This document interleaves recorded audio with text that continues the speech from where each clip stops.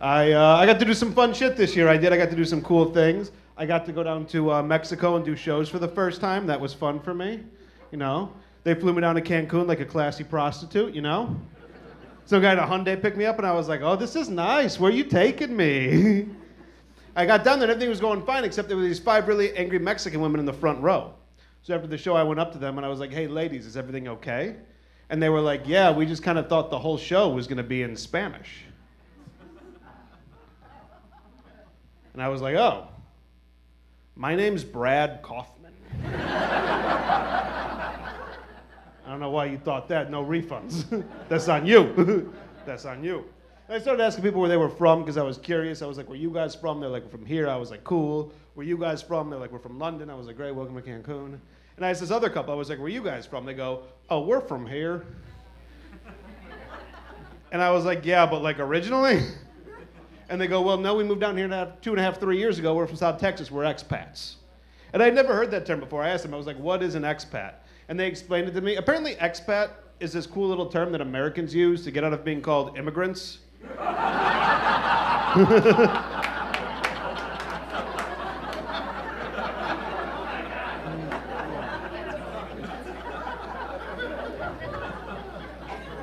I don't know if you guys knew that, but any other person moves from one country to another, they're an immigrant. But a couple from South Texas does it, they're like, "Oh God, no, we're not Mexican. We're expatriates. We're just down here on this side of the border keeping an eye on things. Uno más quesadilla, por favor." So, you're pregnant. We know that. Shit, man. Because you get to see how crazy Mike Tyson is again as he gets older. I miss that shit, man. I watched an interview where Mike Tyson was on Anderson Cooper. Mike Tyson takes his shirt off in the middle of the interview. And Anderson Cooper goes, "Hey, Mike, could you put your shirt back on?" And Mike's just staring at the floor going, "I'm going to destroy this boy's soul. I feel bad for what I'm going to do to him. I'm going to make his mother cry. I'm scared." And I started doing a deep dive back into old Mike Tyson shit. I was like, fuck, Mike Tyson was crazy. I forgot about this shit. And I found this old interview from like the early 2000s where Mike goes on like national news. Not like San Diego morning news, like national fucking morning news. And he goes on and the interviewer, I guess, hits him with like a hardball question. And he was like, "Hey, Mike, do you think it was in bad taste that the mayor of New York was seen with you, considering he's up for re-election and you're currently on trial for sexual assault?" And then you watch Mike just like lean back in his chair and his eyes change. And he goes, "You come off as a nice guy, but you really get the rat piece of shit, you know that?" And the interviewer's like, "Mike, we're on national news." And Mike goes, "You think I give a fuck, motherfucker, you rat piece of shit?" And there's this moment where the interviewer like starts looking around like, "We can't have this." And he looks over to security and the camera pans to security and he looks at security like, "Can we do something?" And the camera just pans to them real quick and they're just like, "You fucking stupid, that's Mike Tyson." Can we dedicate, looking around, I'd like to dedicate this song. Do we have any young lovers here in the audience tonight? Couple? Let's try this a different way. Do we have any old lovers here in the audience? Okay, that makes more sense. I got it. And just while we're at it, do we have any young lovers who happen to be here with an old lover? Look, guys, I'm looking around. I'm not talking like 10 to 15-year age gap. I'm talking like we all watched you walk in and went, "That's fucking disgusting." Don't say anything, actually. He knows. Let's not embarrass him. But, she's going to be rich one day. So if you're an investment banker, talk to her. This one's for you guys.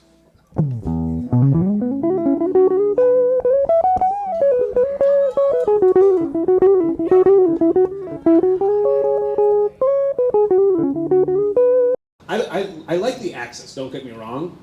I don't love the entitlement, you know what I mean? Like the whole younger generation only buying their weed at the store, no thank you, I don't like that. I feel like as Americans, we are robbing these children of a childhood. You know what I mean? These kids will never show up to a closed down CVS parking lot.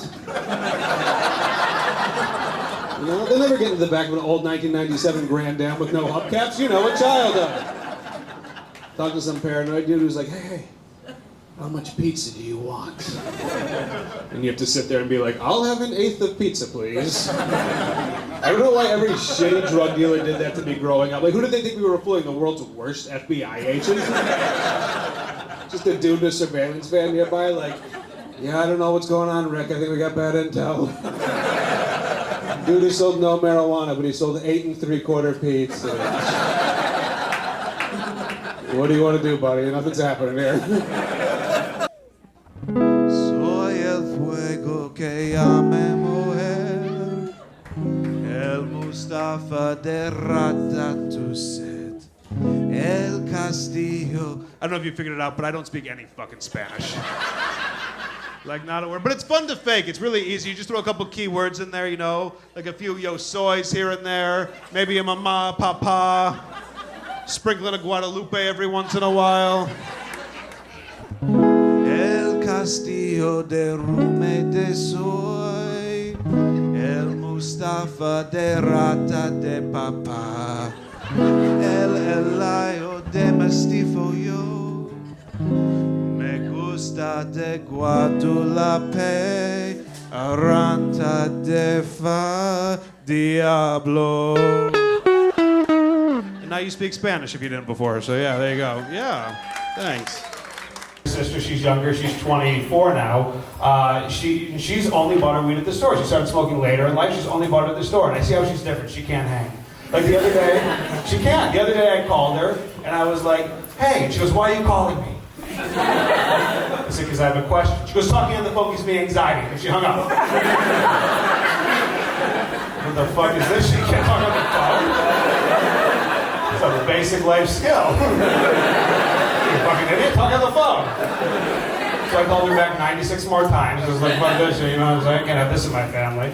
But then I was driving, we were having this conversation, I started thinking about it, and I'm going through a toll, and I was like, hey, have you ever paid for a toll? And she was like, yeah, just drive through it. I was like, no, but have you ever like stopped and paid for a toll? And she was like, no. I was like, oh, well, back when I first started driving, we used to have to pay for tolls. And you'd wait in this long line of like 42 cars, all facing one direction, right? And you and your friends are all high as shit, right? And what do you have to do? You have to find 5 quarters. You're looking around the car for quarters, you finally find a couple quarters, you get to the front, everybody's angry at you, they're honking at you. You finally find 5 quarters, right? And you think now all you have to do is pay, right? No. What you have to do is you have to roll down your window and throw your money into a tiny little basket 8 feet over there. Like we're on some weird governmental carnival game, like, boom! Hope I get to go to Indiana. Who's making this? What do you think, we're all D1 athletes? Look at it, George is wrong. I listen every time. 3 of those corners are winding up on the ground. I'm coming back from on the way back. It's an old Jew trick. Kanye taught me that. But I don't really smoke anymore because when I was younger, I got arrested by the Secret Service for getting too high. Which is a true story, by the way. I was 18, I had just gotten to college, I was in Minneapolis, Minnesota, right? And the RNC was happening like 3 blocks away from where I was going to school.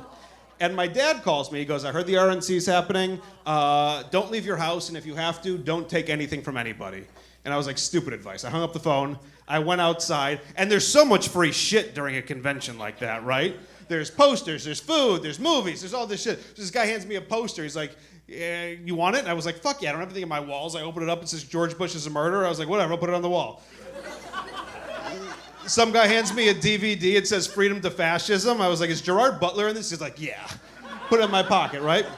So I'm walking around town, I go back to the dorm room, I get high as fuck, as you do when you're 18, right? And some fucker throws an M80 out the window, right?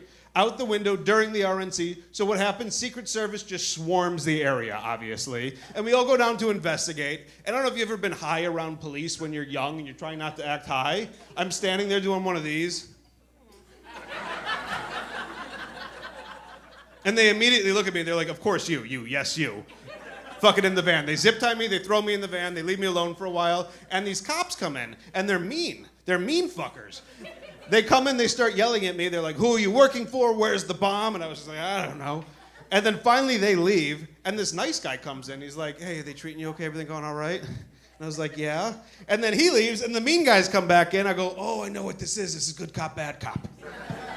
I heard of this. So finally I was like, I just got to wait it out for the good cop to come back. Finally the good cop comes back, And he goes, look, man, it doesn't seem like you did anything. I was like, I didn't. He's like, yeah, I could tell. Let me just search your pockets, make sure you don't have anything on you. Out comes freedom to fascism. Out comes George Bush as a murderer. And he's like, I'm gonna be honest with you, buddy, it doesn't look good for you. And I was like, I don't know what to say, man. I'm still sitting there pretty high. I'm doing one of these. I was like, I don't know what to say, man. My dad told me not to take anything. I took everything. And I'll never forget this. He looks at me and he goes, oh, shit. And he opens the van door and he goes, hey, Tony, he's retarded. I'm just sitting there doing this. I'm like, what? He goes, no, like medically, he's retarded.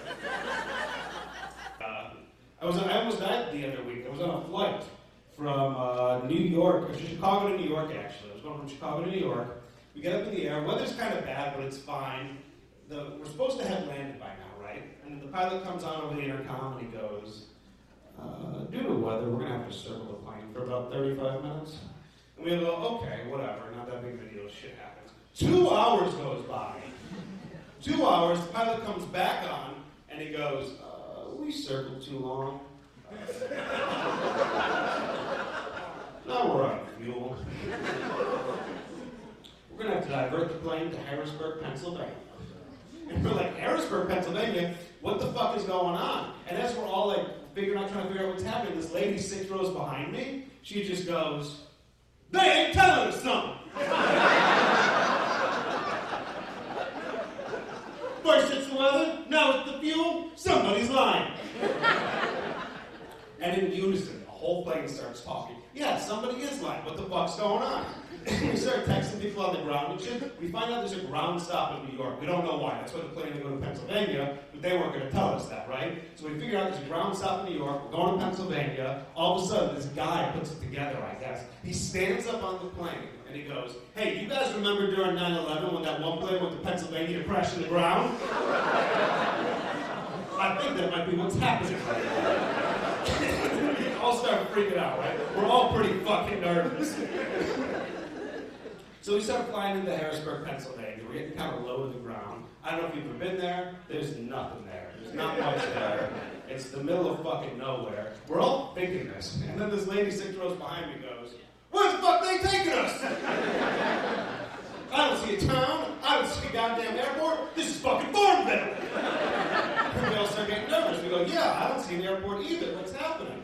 And then we start following along this river, right? We're going along this river, and we're getting pretty close to the water. Now, as you know, you can't see in front of you on an airplane. You can only see to the sides. So we don't know what's happening. We just see we're getting really close to the water.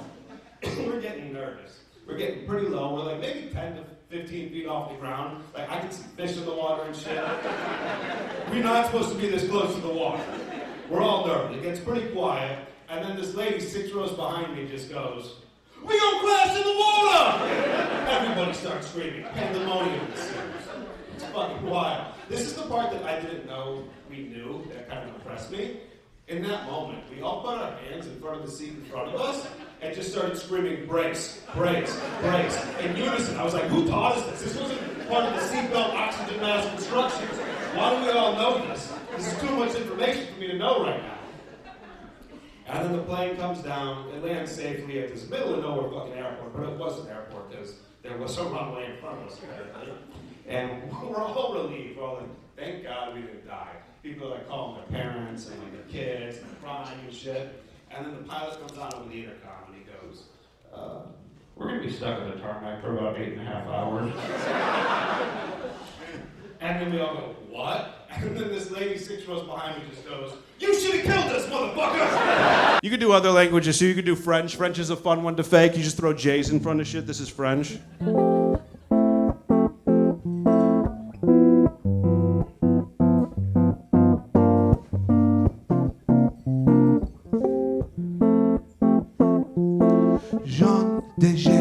J'ai dû chanter des jours, j'ai dû chanter des jours, j'ai dû faire des wa. Jaune des jours, j'ai donc juste des jours, j'ai donc juste des jours, j'ai dû faire fasse des wa. Now you speak French. You speak French, 2 languages. It's too much. Thank you, thank you.